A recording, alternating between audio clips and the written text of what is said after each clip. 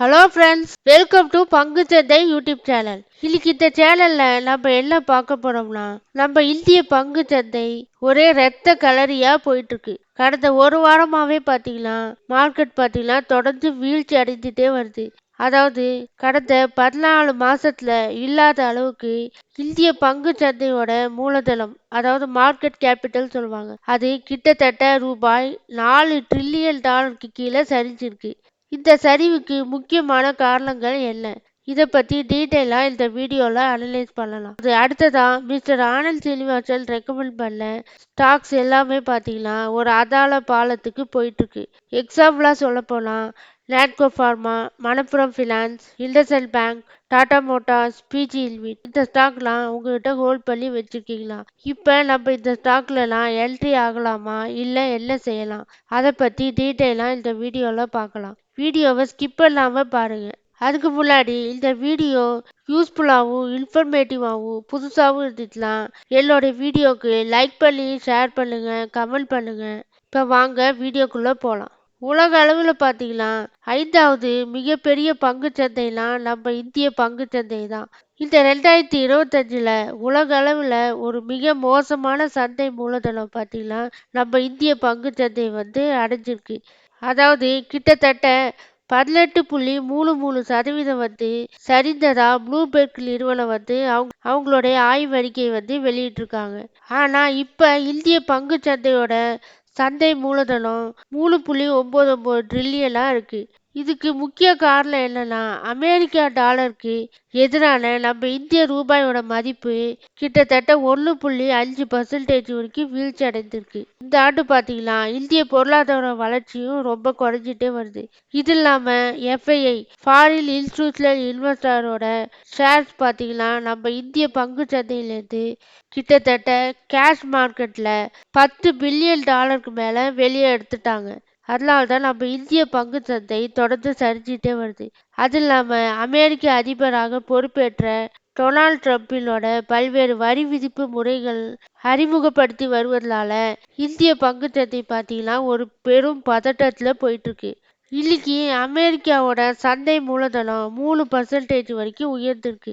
இது இல்லாம சீனா, ஜப்பானோட சந்தை மூலதனம் தலா 2.2% மேல உயர்ந்திருக்கு. இந்த ஆண்டு இதுவரை பாத்தீங்கன்னா சென்செக்ஸ், நிப்டியும் கிட்டத்தட்ட 2.6% வரைக்கும் டவுன் ஆயிருக்கு. அதே மாதிரி பிஎஸ்சி மிட் கேப் பாத்தீங்கன்னா 12%, ஸ்மால் கேப் இண்டெக்ஸும் பாத்தீங்கன்னா 15% வரைக்கும் டவுன் ஆயிருக்கு. இந்த நேரத்துல நம்மள மாதிரி ரீட்டைல் இன்வெஸ்டர் பாத்தீங்கன்னா ரொம்ப பயந்துட்டே வராங்க. அதனால இந்த நேரத்துல நம்ம பேனிக்கே ஆகக்கூடாது. இதுதான் நமக்கு ஒரு நல்ல வாய்ப்பு. அடுத்ததா மிஸ்டர் ஆனந்த் சீனிவாசன் ரெக்கமெண்ட் பண்ண அவங்களோட பட்டாசு லிஸ்ட் ஸ்டாக் எல்லாமே பாத்தீங்கன்னா ஒரு அதாள பாதாளத்துக்கு போயிட்டு இருக்கு. அதாவது உதாரணத்துக்கு சொல்ல போனா Natco pharma, Manappuram finance, IndusInd bank, Tata motors, பிஜி இல்விட், இந்த ஸ்டாக்லாம் பாத்தீங்கன்னா ரொம்ப மரண அடி வாங்கியிருக்கு. பொதுவாகவே பார்த்தீங்கன்னா மிஸ்டர் ஆனந்த் சீனிவாசன் சார் ஒரு சிறந்த பொருளாதார வல்லுநர்னு சொல்லலாம். ஏன்னா அவங்க சொன்ன ஒரு 10 ஸ்டாக்ல கிட்டத்தட்ட ஒரு 7 ஸ்டாக் பார்த்தீங்கன்னா போன வருஷம்லாம் ஒரு நல்ல ரிட்டர்ன் கொடுத்துருக்கு. உதாரணத்துக்கு சொல்ல போனா நாட்கோ ஃபார்மா, ஹீரோ மோட்டர் கார்ப், இந்த 2 ஸ்டாக்குமே பார்த்தீங்கன்னா ஆனந்த் சீனிவாசன் சார் சொல்லி ரெக்கமெண்ட் பண்ணி தான் நானும் வாங்கினேன். வாங்கினதுக்கு அப்புறம் எனக்கு ஒரு 100% போன வருஷம் ஒரு நல்ல ரிட்டர்ன் கொடுத்துச்சு.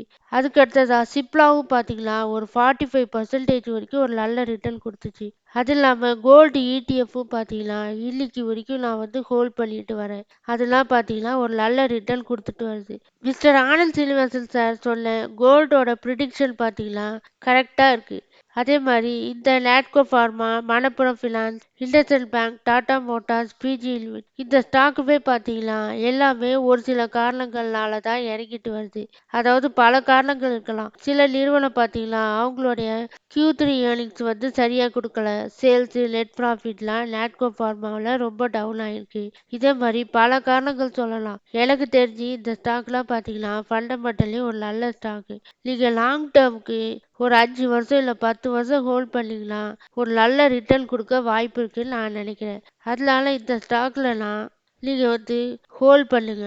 இல்ல உங்ககிட்ட கேஷ் இருந்துச்சுன்னா கொஞ்சம் ஆவரேஜ் பண்ணி வைங்க. ஆனா பல்கா வாங்காதீங்க. கொஞ்சம் கொஞ்சமா 1 ஷேர் 2 ஷேர் பார்த்தீங்கன்னா இறங்க இறங்க 30% 20% இறங்கும் போது தான் வாங்கணும். 5% 10%லாம் இறங்குச்சுன்னா போய் வாங்காதீங்க.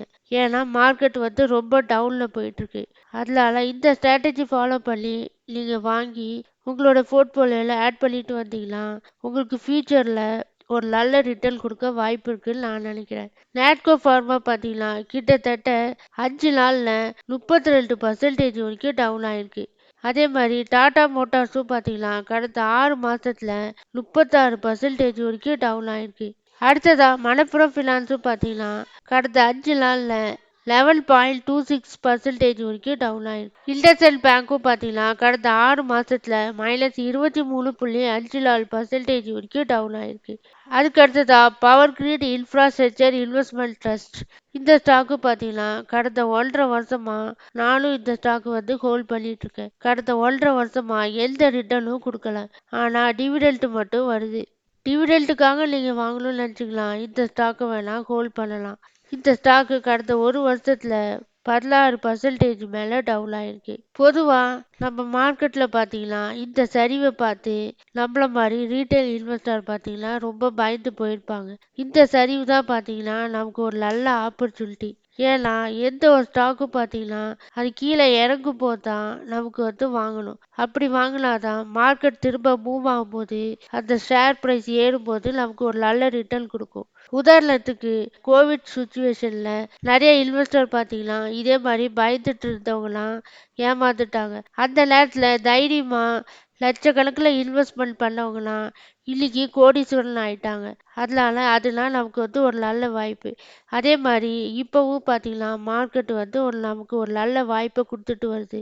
அதனால இந்த நேரத்தில் ஷேர்ஸை ஒரு நல்ல ஃபண்டமெண்டலி ஒரு நல்ல ஸ்டாக்கை கொஞ்சம் கொஞ்சமாக ஷேர்ஸை அக்குமுலேட் பண்ணுறது ரொம்ப நல்லதுன்னு நான் நினைக்கிறேன். அப்படி வாங்கி போட்டிங்கன்னா ஃப்யூச்சரில் ஒரு நல்ல ரிட்டர்ன் கிடைக்க வாய்ப்பு இருக்கு. ஆனால் பல்காக வாங்காதீங்க.